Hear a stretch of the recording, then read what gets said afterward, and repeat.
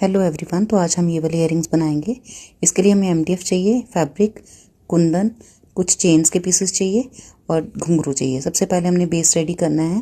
Fabric को paste करके base ready कर लेना है। इसके बाद हमने B7000 गम के साथ मेटल का पीस पेस्ट करना है, जिसके ऊपर हम बाद में चेन वर्क करेंगे। अब चेन हमने डिफरेंट साइज़ की ली हैं और इसके ऊपर हमने घुंघरू पेस्ट किए हैं। घुंघरू हमने जंपरिंग की हेल्प से इसके साथ अटैच करने हैं। जब हमारी चेन्स रेडी हो जाएंगी घुंघरू लगाने के बाद, तो इन चेन्स को हमने 1 बाय 1 जंपरिंग के साथ ही उस मेटल पीस के साथ लगा देना है। लगाने के बाद लुक ऐसा आएगा, ये देखिए।